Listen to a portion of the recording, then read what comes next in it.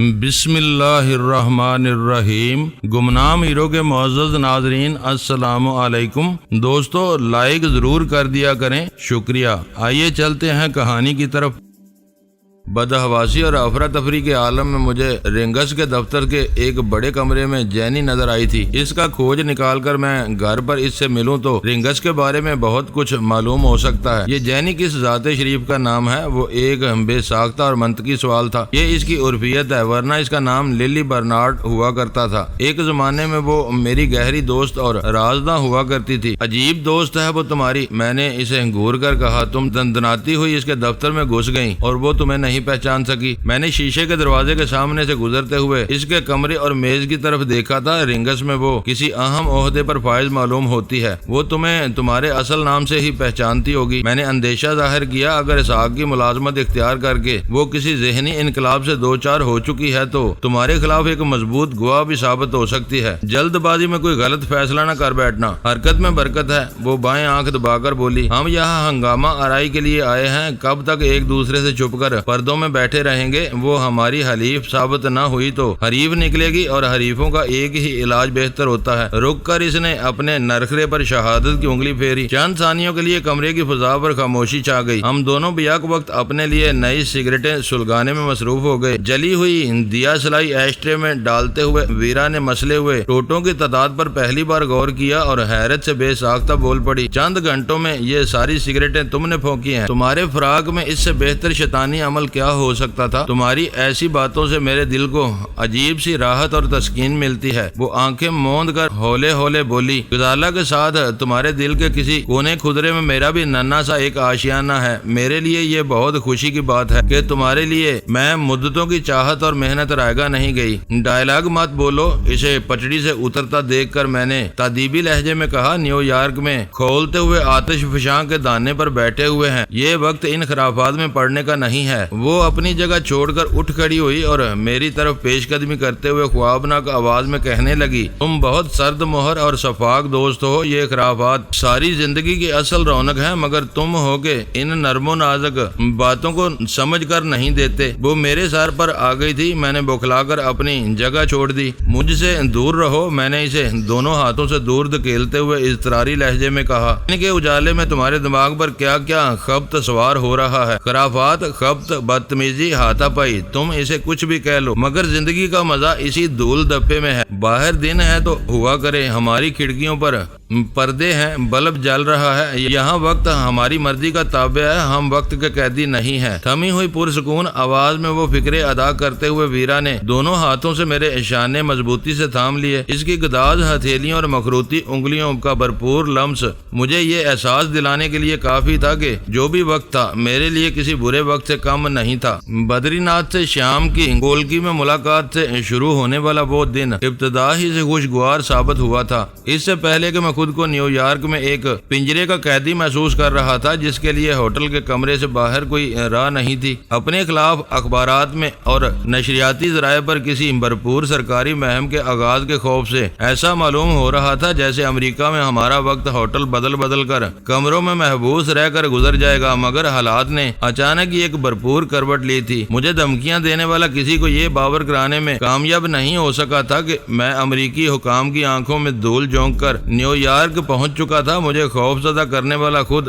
دہشت زدہ ہو کر نیو یارک میں اپنے دفتر سے بھاگ نکلا تھا۔ اس کے ذہن میں بلیک ڈیڈ کے خلاف سخت انتقامی جذبہ جڑ پکڑ چکا تھا، اور ویرا اس کے دفتر میں للی برنارڈ عرف جینی کا پتہ چلا چکی تھی۔ بند گلی میں مجھے یک بیک کئی راستے نظر آنے لگے، اور ان میں سے ہر راستہ کامیابی کی طرف جاتا ہوا نظر آ رہا تھا۔ ناکامی اور خفت بس وہی تھی جو مجھے ویرا کے ہاتھوں اٹھانی پڑی تھی۔ ویرا کے لیے اس وقت آئزیک بیل سے بلیک ڈیڈ تک سارے حریف کیڑے مکوڑوں کی طرح حقیر ہو کر رہ گئے تھے۔ وہ اپنی سب سے بڑی کامیابی پر نازاں اور اپنی دھن میں مگن تھی۔ وہ اپنی حرکات و سکنات سے اس وقت بھی مجھے چڑھانے بلکہ اکسانے کی کوشش کر رہی تھی۔ میں اس کی طرف سے بے خبر نہیں تھا، کن آنکھیوں سے بار بار اس کا جائزہ لے رہا تھا، مگر بظاہر اسے نظر انداز کر کے ٹیلی ویژن کی رنگین اور متحرک اسکرین کی طرف متوجہ تھا جس پر کسی بھی لمحے کوئی بڑی خبر آ سکتی تھی۔ میں نے آئزیک بیل کو یہ بتا کر کہ میں اس کی بے خبری میں اس کے دفتر کا جائزہ لے چکا تھا سفید جھوٹ بولا تھا۔ اس نے میرے جھوٹ کو سچ سمجھ کر احمقانہ انداز میں ویرا کو سچ مچ یہ موقع فراہم کر دیا کہ وہ اس کے دفتر میں گھس سکے۔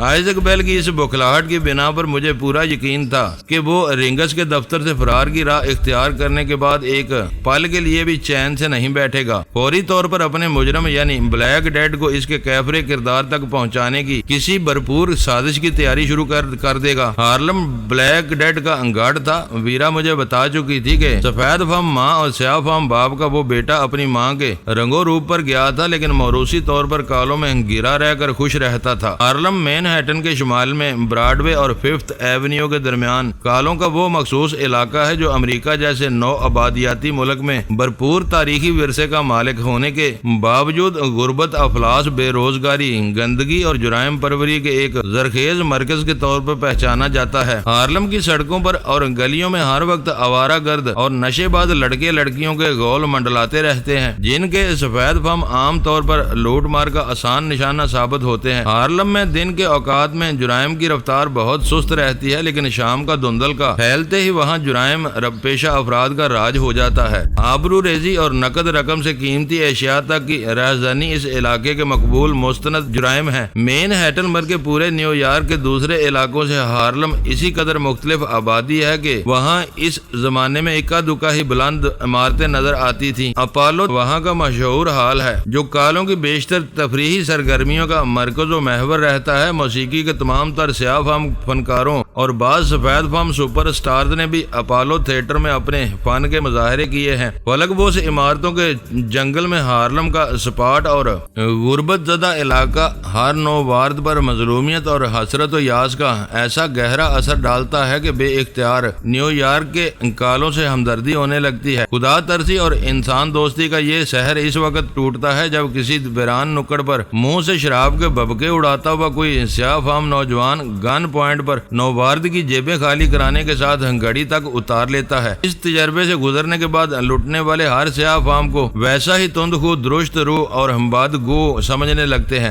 آج بہت انہماک کے ساتھ ٹیلی ویژن دیکھ رہے ہو؟ طویل خاموشی کے بعد ویرا نے ہی سکوت توڑنے پر پہل کرتے ہوئے زبان کھولی۔ کیا بالغوں کے کسی پروگرام کا انتظار کر رہے ہو؟ تمہارے ہوتے ہوئے ایسے پروگرام کا انتظار کون کر سکتا ہے؟ مجھے طنز کرنے کا موقع مل گیا۔ وہ بہت چالاک تھی، اپنی ذات کے کمزور پہلوؤں کو ذرا دیر کے لیے بھی موضوع سخن نہیں بننے دیتی تھی۔ ڈٹائی سے بولی، مجھے معلوم ہے کہ تم ہارلم کی اس چھوٹی سی خبر کے منتظر ہو جو رات گئے تک وہاں قتل عام کا سما باندھ دے گی۔ تمہیں سب کچھ معلوم ہوتا ہے تو خاموش کیوں نہیں رہتی؟ میں نے تنک کر پوچھا۔ یہاں بیٹھ کر انتظار میں سسکنے کی بجائے کیوں نہ یہ شام اسی علاقے میں گزاری جائے؟ اس نے فوراً ہی ایک تجویز پیش کر دی تاکہ وہ فساد پرور چھوٹی سی خبر ہمارے ہی بارے میں ہو۔ میرا لہجہ کاٹدار ہو گیا۔ اس خوش فہمی میں نہ رہنا، تم جیسے 100 آدمی بھی مارے جائیں تو ہارلم والوں کے کان پر جوں تک نہیں رینگے گی۔ وہ لوگ صرف کالوں کے بارے میں حساس ہیں، جبکہ تم گورے چٹے ہونے کے باوجود سفیدی مائل گندمی ہو۔ منہ کالا کر کے تم ان کی ہمدردیاں جیت سکتے ہو۔ اس کے مشورے پر میں اسے ملامت بری نظروں سے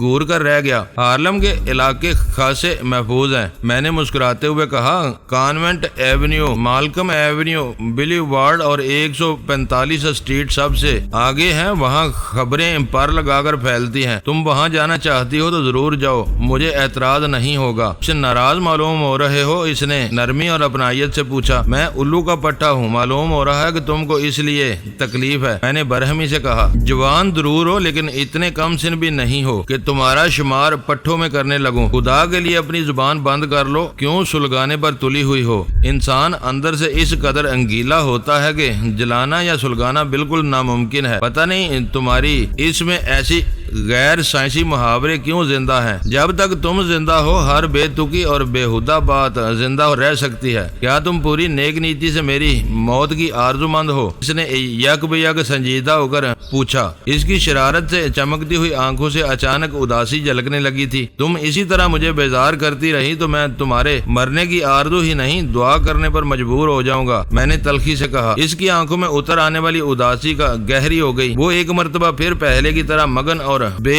ضرر نظر آنے لگی اور بولی، اب سمجھی کہ تم غصے میں ہو، غصہ تھوک دو، میں نہیں ستاؤں گی۔ پرامن بقائے باہمی کا وہ رسمی معاہدہ ہونے کے ویرا نے مسحری کی سائڈ ٹیبل کے نچلے حصے سے ٹیلی فون ڈائریکٹریاں نکال کر بستر پر ڈھیر کر لی اور خود بھی وہیں آلتی پالتی مار کر بیٹھ گئی۔ میں نے اس سے کچھ نہیں پوچھا، میرے کسی بے ضرر سوال کے نتیجے میں وہ پھر کوئی محاذ آرائی شروع کر سکتی تھی۔ سوئے ہوئے اس فتنے کو خاموشی کی نیند سے جگانا مناسب نہیں تھا۔ وہ ایک زغیم ڈائریکٹری میں سر کھپانے میں مصروف ہو گئی تو میں نے فون سنبھال لیا۔ آئزک بیل کے نمبر سے دوسری گھنٹی کے بعد ایک نسوانی آواز سنائی دی، تمہارا باس ابھی تک واپس نہیں آیا۔ میں نے کسی تمید کے بغیر سوال کر ڈالا، اپنا نام اور پیغام دے دو، اسے مل جائے گا۔ میرے طرز تخاطب نے اسے ذرا بھی حیران نہیں کیا تھا۔ میں کچھ بولنے بھی نہیں پایا تھا کہ سی ایس ڈی کے بزر کی آواز کے ساتھ فون بند ہو گیا۔ ویرا اپنے سامنے کھلی ہوئی ڈائریکٹری کو بھول کر میری طرف ہمتاً گوش بن چکی تھی۔ میں نے آپریٹرز پر دوبارہ وہی نمبر ملایا اور اس بار بھی وہی آواز سنائی دی، کال ریکارڈر یا ٹریس کرنے کی حماقت کرو گی تو میرے حساس آلات لائن کاٹ دیں گے۔ میں نے لائن ملنے پر اسے آگاہ کیا، تمہارا باس ان ہی کرتبوں سے بدک کر اپنے دفتر سے بھاگا تھا، کوئی کہیں سے نہیں بھاگا تھا۔ تم کون ہو،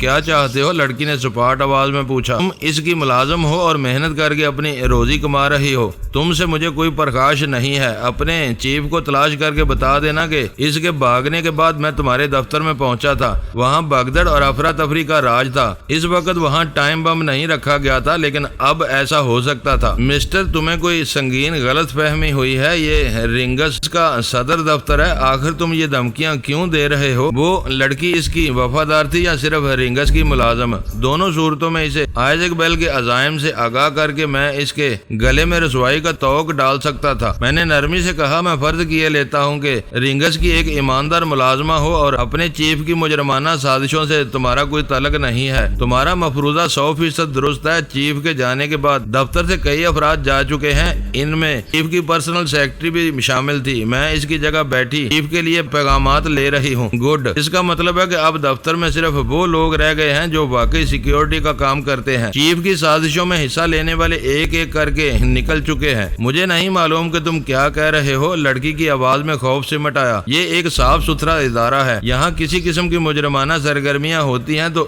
میں ان سے بے خبر ہوں۔ تمہارا چیف آج ہارلم میں خون ریز فسادات کروانے کا ارادہ رکھتا ہے۔ بظاہر معمولی نظر آنے والا کوئی حادثہ ہوگا اور وہاں فسادات کی آگ بھڑک اٹھے گی۔ لوائیوں کی آڑ میں چیف کے آدمی اپنے دشمنوں کو اور ان کے خفیہ ٹھکانوں کو تاک کر نشانہ بنائیں گے۔ میں پھر پوچھتی ہوں کہ تم کون ہو؟ تمہیں یہ سب کیسے معلوم ہوا؟ میں ایک خدائی فوجدار ہوں۔ میں نے فون پر اسے دفتر میں پہنچ کر اس کا سر توڑ دینے کی دھمکی دی تھی۔ میں اسے خون کی ہولی کھیلنے سے روکنا چاہتا تھا، مگر وہ کسی خارش زدہ چوہے کی طرح اپنے بل سے نکل کر بھاگ گیا۔ میری بات لکھ لو کہ اب وہ کئی دن تک دفتر نہیں آئے گا۔ تم یہ خوفناک باتیں مجھے کیوں سنا رہے ہو؟ اس کا خوف بڑھ چکا تھا۔ مجبوری ہے، کیونکہ اس فون پر تم مامور کر دی گئی ہو سکتا ہے کہ تم سچ بول رہی ہو، تمہارا گندے کاموں سے کوئی تعلق نہ ہو۔ میں تم کو بچانا چاہتا ہوں۔ غور سے سنو کہ تم دوہرا چہرہ رکھنے والے ایک صہیونی دہشت گرد کے چنگل میں پھنسی ہوئی ہو، جلد ہی وہ اپنے ساتھ تم کو لے ڈوبے گا۔ صہیونی دہشت گرد؟ مگر مسٹر بیل تو بہت نفیس اور مہذب آدمی ہے، یہ اس کے چہرے کا ایک نقاب ہے، اس کے پیچھے ایک مجرم اور یہودی دہشت گرد چھپا ہوا ہے۔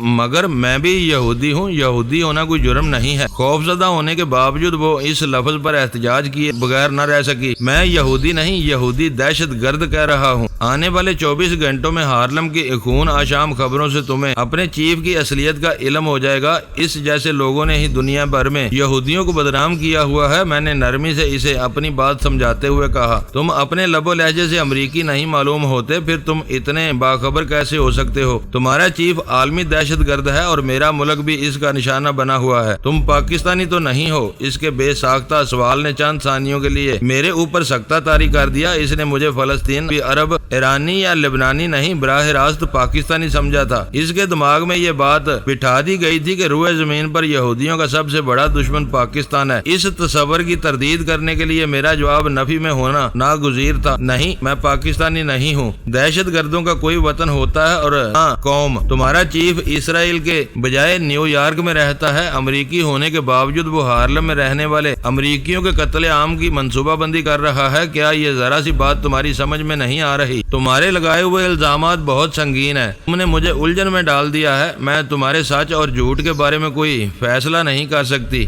مجھے اپنے سینئر سے مشورہ کرنا پڑے گا۔ مشورہ کرو اور اگر تم سب مل کر بھی کسی نتیجے پر نہ پہنچ سکو تو اگلے 24 گھنٹوں میں رونما ہونے والے واقعات تم سب کی آنکھیں کھول دیں گے۔ ہارلم کے بارے میں تمہاری پیشن گوئی درست نکلی تو میں یہ نوکری چھوڑ دوں گی۔ اس نے پہلی بار میری باتوں کے جواب میں کسی حوصلہ افزا رد عمل کا مظاہرہ کیا۔ چیف سے رابطہ ہو تو اسے میرے فون کے بارے میں ضرور بتا دینا۔ کیا میں تمہاری کہی ہوئی دوسری باتیں بھی اس کے سامنے دہرا سکتی ہوں؟ اگر تم اتنی اخلاقی جرت سے کام لے سکو تو یہ میرے اوپر تمہارا ذاتی احسان ہوگا۔ اسے معلوم ہونا چاہیے کہ اس کی عالمی گنڈا گردیوں سے نفرت کرنے والے اب اسے بے نقاب کرنے پر تل گئے ہیں۔ تم فکر مت کرو، ایسے معاملات میں ہم امریکی بہت راست گو بلکہ منہ پھٹ ہوتے ہیں۔ وہ فرشتہ ہے تب بھی اسے معلوم ہونا چاہیے کہ اس کے خلاف کیسی نازیبا الزام تراشیاں کرتے پھر رہے ہیں۔ اپنے بارے میں جاننے کا حق ہر شخص کو حاصل ہے۔ میں دل ہی دل میں اسے برا بھلا کہہ کر رہ گیا۔ یوں معلوم ہو رہا تھا جیسے راست گوئی اور شخصی آزادی کو ہر امریکی نے اپنا تکیہ کلام بنا رکھا ہو۔ تم اچھی اور بے باک لڑکی ہو، میں نے اس کی خوشنودی کے لیے تعریفی لہجے میں کہا۔ کہیں تمہارا نام للی برنارڈ تو نہیں؟ نہیں، میں مس رائے ہوں، ہیلن رائے۔ چیف کے چلے جانے کے بعد اس وقت للی دفتر کی سربراہ ہے۔ میں اس سے بہت جونیئر ہوں۔ کیا تم اسے جانتے ہو؟ تمہارے دفتر میں نے اس کا نام سنا تھا۔ میری فراہم کی ہوئی معلومات پر تم اس سے ضرور مشورہ کرنا، ہو سکتا ہے کہ وہ تمہیں کوئی بہتر رائے دے سکے۔ یہ میری ثبابدید پر منحصر ہے۔ تم مجھے پڑھانے کی کوشش مت کرو۔ میری نرم گفتاری کے نتیجے میں اس کا کھویا ہوا اور حوصلہ رفتہ رفتہ بحال ہو گیا تھا۔ میرا پیغام آئزک بیل کے دفتری عملے کی ایک غیر جانبدار کارکن تک پہنچ چکا تھا۔ میں نے فون پر اسے بائے کہہ کر سلسلہ منقطع کر دیا اور شوق نظروں سے ویرا کی طرف دیکھنے لگا۔ یہ پتہ چل رہا تھا کہ تم رنگس کے نمبر پر بات کر رہے تھے، لیکن تمہیں للی کا نام لینے کی کیا ضرورت پیش آ گئی تھی؟ نگاہیں چار ہوتے ہی ویرا نے اپنا پہلا سوال داغ دیا۔ اس وقت مجھے اہم معلومات حاصل ہوئی ہیں۔ تمہاری للی یا جینی کے ہاتھ صاف معلوم ہوتے ہیں۔ تم نے یہ اندازہ کیسے لگا لیا؟ یہ درست ہے تو میں اس سے ابھی بات کرتی ہوں۔ اسحاق گھنٹی کے جانے کے بعد عملے کے کافی لوگ بھی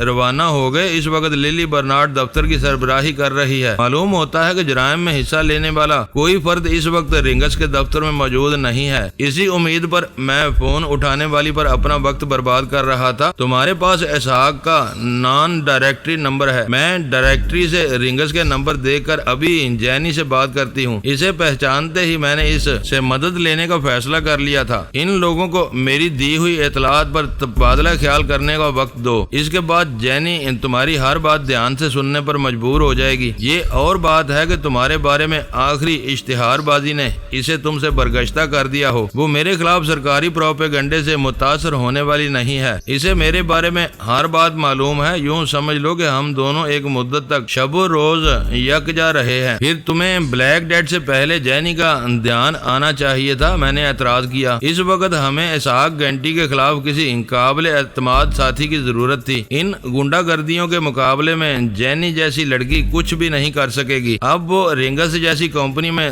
2 نمبر عہدے پر فائز ہے۔ ہو سکتا ہے کہ تم سے الگ ہونے کے بعد اس نے خود کو بدل لیا ہو۔ وہ بدلنے والی ہڈی نہیں ہے۔ اس وقت وہ MBA کر رہی تھی۔ اس کے بعد اسے اعلیٰ ملازمت ہی کرنی تھی۔ بینکنگ اس کا پسندیدہ شعبہ تھا۔ پتہ نہیں وہ سیکیورٹی مینجمنٹ میں کیوں آ گئی۔ ان تمام سرگرمیوں کے دوران میں ہم دونوں میں سے کوئی بھی ٹیلی ویژن کی طرف سے غافل نہیں تھا۔ جو ہی ہمارے کانوں میں ہارلم کا نام آیا، ہم اپنی گفتگو بھول کر اسی طرف متوجہ ہو گئے۔ ویرا کے اندازے کے عین مطابق ہارلم کے بارے میں پہلی بری خبر آ ہی گئی تھی۔ اس میں سے سب سے زیادہ چونکانے والی بات یہ تھی کہ خبر میں رنگس کا نام بھی موجود تھا۔ ہارلم کی 127 اسٹریٹ کے ایک چوراہے پر 2 مسلح موٹر سائیکل سواروں نے رنگس کی ایک گاڑی کو روک کر لوٹنا چاہا تھا، مگر گاڑی کے ساتھ موجود مسلح محافظوں کی مزاحمت پر ان میں سے ایک 22 سالہ نوجوان سیاہ فام مارا گیا تھا۔ اس کے ساتھی کو زخمی حالت میں پکڑ کر پولیس کے حوالے کر دیا گیا تھا۔ میں شرط لگاتی ہوں کہ یہ خبر اصل واقعات کے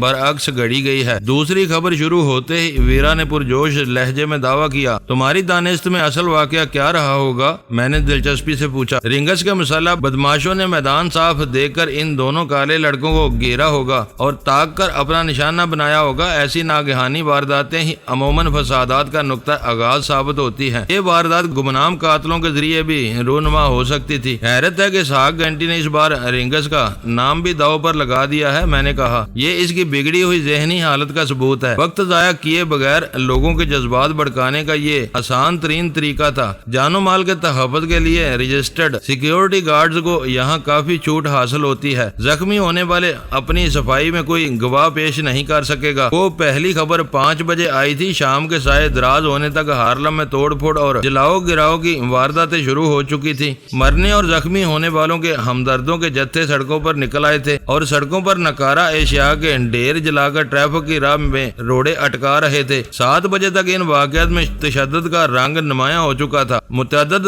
دکانوں کو لوٹ کر آگ لگا دی گئی تھی اور ہر طرف فائرنگ کا شور گونج رہا تھا۔ ضلعی حکام نے ہارلم میں ٹریفک کا داخلہ بند کر دیا تھا۔ اس وقت ہارلم میدان جنگ کا نقشہ پیش کر رہا ہوگا۔ میں نے ٹیلی ویژن پر ابتدائی تصویری رپورٹ دیکھ کر تبصرہ کیا، علاقے کی پولیس کہاں سوئی ہوئی ہے؟ پولیس کی جبری مداخلت سے ہنگامہ آرائی زور پکڑ لیتی ہے۔ ہارلم کے دریائے مشرق کے پار برونکس کی ڈسٹرکٹ ہے، وہاں بھی کالوں کی بڑی تعداد آباد ہے۔ وہ نسبتاً خوشحال اور پڑھے لکھے ہیں، لیکن جذبات بھڑکتے ہیں تو برونکس ڈسٹرکٹ بھی فساد کی لپیٹ میں آ جاتی ہے۔ اس دوران میں ویرا ٹیلی فون ڈائریکٹریوں پر اپنا کام ختم کر چکی تھی۔ اس نے ایک کاغذ پر آئزیک بیل کے نام کے ساتھ ساتھ رہائشی فون نمبر نوٹ کیے تھے۔ کچھ نمبر رنگز کے تھے، 3 پتے اور فون نمبر للی برنارڈ کے نام کے ساتھ مندرج تھے۔ انہی میں سے کوئی نہ کوئی اسحاق گینٹی اور للی کا پتہ ہوگا۔ ہارلم میں حالات بگڑنے کے بعد جینی تمہاری باتوں پر فکر مند ہوگی، یہی حال ہیلن رائے کا بھی ہوگا، ویرا نے کہا۔ ان نمبروں کی مدد سے شاید تم جینی کو تلاش کر لو، مگر اسحاق گینٹی کا ہاتھ آنا مشکل ہے۔ اس کے بارے میں کارآمد معلومات جینی ہی فراہم کر سکے گی، میں نے جواب دیا۔ میں ٹیلی ویژن پر تازہ ترین خبروں کا انتظار کرتا رہا۔ ویرا اپنے منتخب کیے ہوئے نمبروں پر طبع آزمائی کرنے لگی۔ میں اس کی کوششوں پر دل ہی دل میں مسکراتا رہا۔ آئزیک بیل نے اتنی کچی گولیاں نہیں کھیلی تھیں کہ نیو یارک کی ٹیلی فون ڈائریکٹری میں اپنے گھر کا پتہ چھپوا ڈالتا۔ وہ نیو یارک میں رہنے والا 8واں آئزیک بیل تھا، جس کا ڈائریکٹری میں کوئی سراغ نہیں مل سکتا تھا۔ اگر وہ اسی قدر غیر محتاط ہوتا تو رنگس کے کاروباری نمبروں کے ساتھ ہی چیف ایگزیکٹو کے طور پر اپنا رہائشی پتہ اور فون نمبر دے سکتا تھا۔ ویرا نے 7 مسلسل ناکامیوں کے بعد ہتھیار ڈال دیے۔ ان میں سے اس کا نمبر نہیں ہے یا 7 میں سے کوئی ایک جھوٹ بول رہا ہے۔ دیکھو اب للی کا کیا رہتا ہے۔ اس کے بعد میں کراچی بات کروں گی۔ TSD ہونے کے باوجود یہاں سے پاکستان کال نہیں کی جائے گی۔ بلنگ کے لیے آؤٹ اسٹیشن اور اوورسیز کالز کی پوری تفصیل ریکارڈ ہوتی ہے۔ اس کے لیے تمہیں باہر جانا ہوگا، میں مصروف ہوں، تم ہی کراچی کی خیر خبر لے آؤ۔ ویرا نے میری خوشامد کی۔ میں مناسب وقت کا انتظار کر رہا ہوں۔ کراچی میں اس وقت صبح کے 4 بج رہے ہوں گے۔ میں نے اسے آگاہ کیا اور وہ بے ساختہ ہنس پڑی۔ یہاں کے چکر میں پڑ کر میں بھول ہی گئی تھی کہ پاکستان کا وقت یہاں سے 9 گھنٹے پیچھے ہے۔ وہ اسی مترنم ہنسی کے ساتھ بولی، نیند خراب ہونے پر اول خان بنا جائے گا۔ وہ بنانے والوں میں سے نہیں ہے، ہماری آوازیں اس کو خوش کر دیں گی، مگر پھر بھی میں مناسب وقت پر فون کرنا پسند کروں گا۔ رسمی الیکس لیک کے لیے یہ وقت موضوع نہیں ہے۔ ویرا دوبارہ فون کی طرف متوجہ ہوگی اور پہلی ہی کوشش میں جینی سے بات کرنے میں کامیاب ہو گئی۔ وہ 2 پرانی بے تکلف سہیلیوں کی روایتی پرجوش گفتگو تھی۔ میں نے اشارے سے ویرا کو آگاہ کیا اور کمرہ چھوڑ کر نچلی منزل پر ہوٹل کے بار کی طرف چل دیا تاکہ ویرا بے تکلفی کے ساتھ جینی کے ساتھ باتیں کر سکے۔ ہوٹل کا بار زیادہ آباد نہیں تھا، بیشتر میزیں خالی تھیں۔ کاؤنٹر پر ابھی گنتی کے افراد نظر آ رہے تھے۔ بار ٹینڈر کو ایکسٹرا لارج بلیک لیبل کا آرڈر دے کر میں نے سگریٹ سلگا لی۔ میں اپنے کمرے سے چلا آیا تھا مگر ذہن ہارلم میں رونما ہونے والے واقعات میں الجھا ہوا تھا۔ وہ رات کی ابتدا تھی، پتہ نہیں آنے والے چند گھنٹوں میں وہاں کیسی جانی اور مالی بربادی رونما ہونے والی تھی۔ امریکیوں کے معیار سے اسکاچ کا وہ ایکسٹرا پیگ 1 گھنٹے کی مصروفیت کے لیے کافی تھا۔ لبوں کو تر کر کے ذرا لطف لینے کے بہانے میں بھی کنجوسی سے کام لیتا تو آسانی سے اسی ایک پیگ کے سہارے دیر تک بار کے کاؤنٹر پر جمع رہ سکتا تھا، لیکن فراخ دلی سے کام لینے کی بنا پر میں نے ذرا سی دیر میں سارا سیال ٹھکانے لگا دیا۔ جام کو اتنی صورت سے خالی ہوتا دیکھ کر بار ٹینڈر کی آنکھوں میں حیرت لہرائی۔ مجھ سے نظریں چار ہوتے ہی وہ احمقانہ انداز میں مسکرایا اور پھر چمکتے ہوئے گلاسوں کو خشک فلالین سے رگڑ کر مزید چمکانے میں مصروف ہو گیا۔ اس نے مجھ سے نئے آرڈر کے بارے میں دریافت نہیں کیا تھا۔ کس سرور کے عالم میں کمرے میں واپس پہنچا تو فون پر ویرا کی گفتگو جاری تھی۔ وہ ریسیور بستر پر ڈال کر دروازہ کھولنے آئی تھی۔ دروازہ کھول کر مجھے دیکھتے ہی اس نے دوڑ کر دوبارہ ریسیور اٹھا کر کان سے لگا لیا۔ میں دروازہ بند کر کے کرسی پر گر گیا۔ میری واپسی کے چند ثانیوں بعد ویرا نے فون پر الوداعی کلمات ادا کر کے سلسلہ منقطع کر دیا۔ آج ستارے یاوری کر رہے ہیں۔ فون بند کر کے ویرا نے مسرت سے بھرپور لہجے میں مجھے مطلع کیا۔ جو کچھ سوچ رہی ہوں ہوتا چلا جا رہا ہے۔ منہ کالا کرنے کے بارے میں تم نے کیا سوچا ہے؟ میں نے سنجیدگی سے پوچھا۔ یہ کیسی واہیات باتیں کر رہے ہو تم؟ وہ ترشی سے بولی، تمہاری سانسوں سے الکوہل کی بو آ رہی ہے، معلوم ہوتا ہے کہ زیادہ چڑھا آئے ہو۔ یہ تمہاری ہی تجویز تھی کہ ہارلم کے لیے منہ کالا کرنا زیادہ مناسب رہے گا۔ میں نے اپنے شانے اچکا کے بے پرواہی سے کہا، اب اسے واہیات قرار دے رہی ہو؟ شاید مجھے منہ کے بجائے چہرہ کہنا چاہیے تھا۔ وہ خفت آمیز لہجے میں بولی، مگر اب وہاں گھسنا ناممکن ہے۔ فسادات پر قابو پانے والی اسپیشل پولیس کی بختر بند گاڑیاں بھی ابھی تک متاثرہ علاقے میں داخل ہونے میں کامیاب نہیں ہو سکی ہیں۔ کچھ مسلح لوگ ہارلم آنے والے راستوں پر باقاعدہ مورچہ زن ہو چکے ہیں۔ پورے علاقے کی ناکہ بندی کر کے بلیک ڈیڈ کو ڈھونڈا جا رہا ہے، میں نے پرتفکر لہجے میں کہا۔ جینی بتا رہی تھی کہ ہارلم کا حال آج بہت خراب ہے۔ کئی شراب خانے اور بینک لوٹ کر جلائے جا چکے ہیں۔ جا بجا آگ کے شعلے اور دھوئیں کے بادل منڈلا رہے ہیں۔ کچھ شہریوں نے پولیس اور اخبارات کو فون کر کے بتایا ہے کہ باہر سے کئی آئے ہوئے کچھ نامعلوم مسلح افراد ایک کسینو اور ایک نائٹ کلب کو گھیرے میں لے چکے ہیں۔ دونوں طرف سے دھواں دار فائرنگ ہو رہی ہے۔ پڑوسی بری طرح دہشت زدہ ہیں۔ دوستو ویڈیو کو لائک ضرور کر دیا کریں۔ ISI پاک آرمی زندہ باد، پاکستان پائندہ باد۔ معزز ناظرین، اپنا خیال رکھیے گا اور اپنے اس چینل کا بھی شکریہ۔